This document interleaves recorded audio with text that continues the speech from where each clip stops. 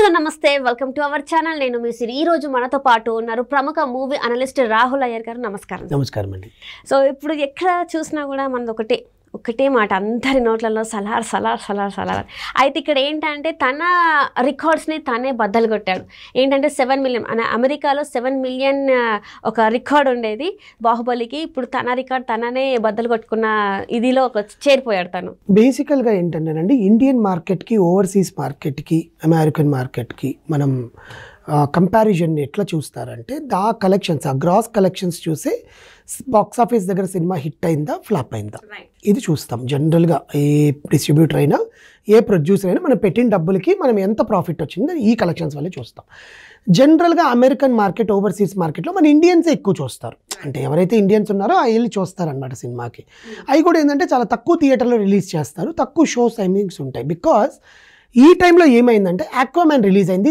Same ముందు రోజు right and Shahrukh ఖాన్ది డున్కీ release అయింది సో ఆ ఓవర్సీస్లో కానీ అమెరికాలో కానీ ఇండియన్స్లో తెలుగు సినిమాలు చూసే వాళ్ళకన్నా హిందీ సినిమా ఇంగ్లీష్ సినిమాలు చూసే వాళ్ళు ఎక్కువ ఉంటారు ఆక్వామ్యాన్ ఫ్యాన్స్ చాలా ఎక్కువ ఉంటారు అండ్ షారూక్ ఖాన్ ఫ్యాన్స్ ఎక్కువ ఉంటారు అంటే ప్రభాస్ గారికి ఫ్యాన్స్ లేరని కాదు బట్ ఈ సినిమా కూడా ముందు సినిమాలాగానే నిరుత్సాహపరుస్తారేమో ఎందుకంటే సినిమా గురించి ఎటువంటి లీక్స్ బయటకి ఇవ్వకుండా రిలీజ్ రోజు ఒక సాంగ్ రిలీజ్ చేశాడు ఆ రోజు రిలీజ్ అవుతుందంటే పొద్దున్న 7 గంటలకు ఒక సాంగ్ వచ్చింది ఆ స్కూల్లో పాట దాని 2 రోజుల ముందు ఒక సాంగ్ రిలీజ్ అయింది వాళ్ళ ఊరి నుంచి వచ్చేసే పాట అండ్ ఎటువంటి ప్రమోషన్స్కి ప్రభాస్ వచ్చి ప్రీ రిలీజ్ ఈవెంట్లో కూడా ఏం జరగలేదు అసలు ప్రీ రిలీజ్ ఈవెంట్ జరగలేదు ఆడియో ఏవి ఇవ్వలేదు ప్రభాస్ ఎవరికి ఇంటర్వ్యూస్ ఇవ్వలేదు లైక్ సాహోకి రాధేశ్యామ్కి ఆదిపురుష్కి ఇచ్చినట్టు ఓన్లీ రాజమౌళి గారిది కూడా 19th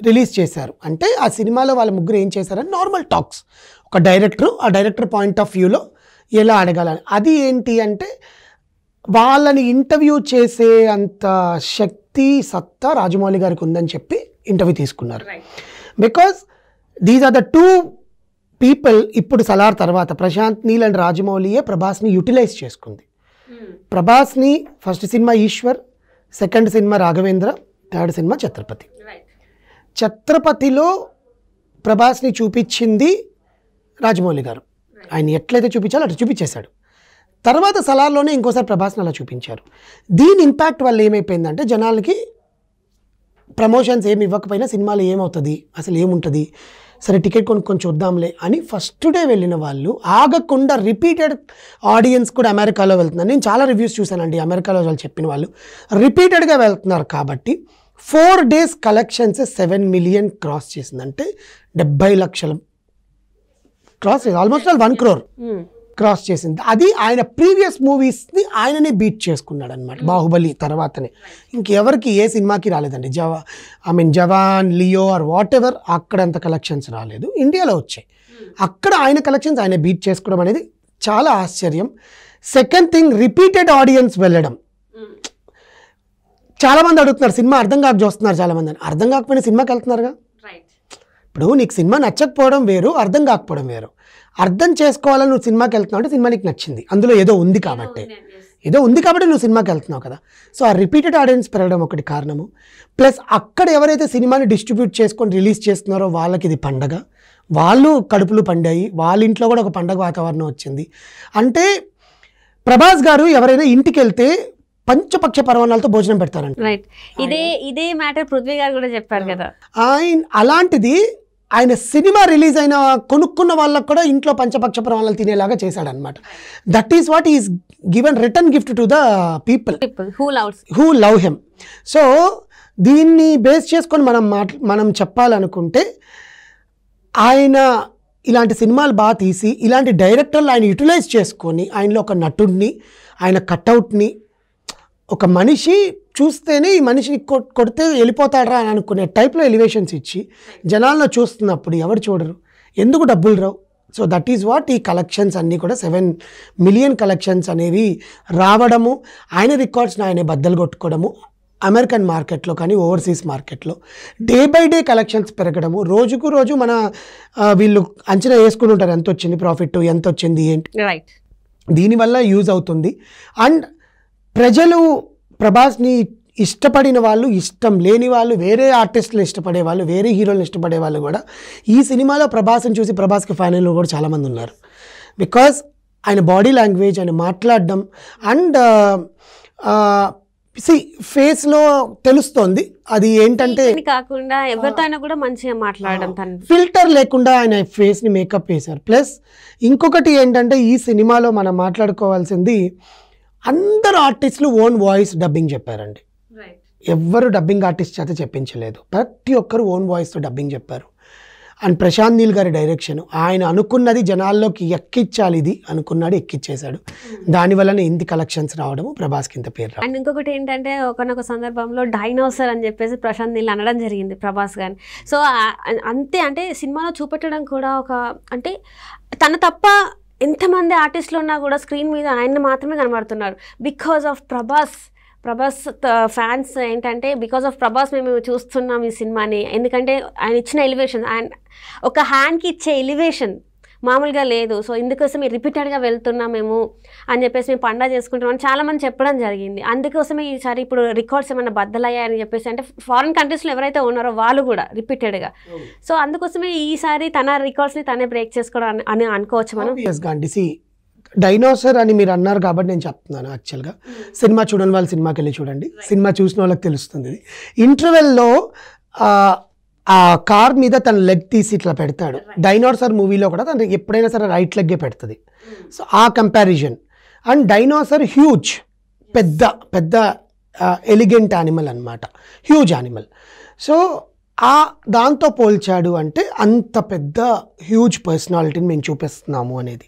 అండ్ మీరు అన్నట్టు సినిమా స్క్రీన్ 2 కళ్ళు చాలు ప్రభాస్ని చూడడానికి. ప్రభాస్ని ఎలా అయితే ప్రేక్షకులు, ఆయన అసలు బ్యాక్ వెళ్తున్నప్పుడే ఆ షోల్డర్ని చూపించడము, ఆ నరాలని ఇక్కడ వేయడము, ఆ టాటూ లాగా వేయడము, అండ్ చేతిపైన ఒక tattoo, including the costume designing అండి. మీరు గమనిస్తే ఒక టీషర్ట్కి హాఫ్ హ్యాండ్ ఉంటుంది, ఒక టీషర్ట్కి ఫుల్ హ్యాండ్ ఉంటుంది. ఏంటప్పా ఇది ఒక స్టైలా అనుకున్నాం. నో, దానికి కూడా ఒక అర్థం ఉంది. ఎందుకంటే ఆ టీషర్ట్ చించేస్తే టాటూ కనిపించడం కోసం ఈ టాటూని కవర్ చేసుకున్నాడు అని.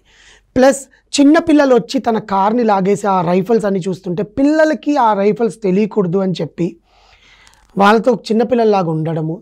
దీస్ ఆల్ థింగ్స్ ఏమైపోద్దంటే జనాలకి ఇన్ఫ్లుయెన్స్ అన్నమాట. నా హీరోని ఎలా చూడాలనుకున్నాను, ప్రభాస్ రాజు ఉప్పలపాటిని ఎలా చూడాలనుకున్నాం మేము, మా రెబల్ స్టార్ ప్రభాస్ని ఎలా చూడాలనుకున్నాం అనేది ఆ సినిమాలో మనం చూసామన్నమాట. సో ఇప్పుడు నేను చెప్తుంటే కూడా మీ కళలో ఆ స్పార్క్ తెలుస్తుంది generally. So that is what which we see as a movie. సినిమాలాగా లవ్ చేసే వాళ్ళు చాలా తక్కువ మంది ఉంటారు. సో అలా చూడండి, మీకు ఆ సినిమా ఎట్లయినా నచ్చుతుంది. మేము ఎందుకు సలార్ నామం, రామనామం లాగా సలార్ నామం ఎట్లా పలుకుతున్నామంటే బికాజ్ ఆఫ్ ప్రభాస్ రాజు ఉప్పలిపాటి గారు. థ్యాంక్ యూ సో మచ్ అండి. మీ సినిమా గురించి మేము ఇంత మాట్లాడుకుంటున్నాం. రైట్, ప్రశాంత్ నీల్కి పెద్ద థ్యాంక్స్ చెప్పాలి. ఎందుకంటే ఆఫ్టర్ చాలా డిసప్పాయింట్మెంట్స్ ఫ్యాన్స్కి వచ్చినాయి అది బాహుబలి తర్వాత. సో ఈ ప్రశాంత్ నీల్ వల్లే ఇంత పెద్ద సక్సెస్గా అయిందని చెప్పేసి కూడా అనుకోవాలి.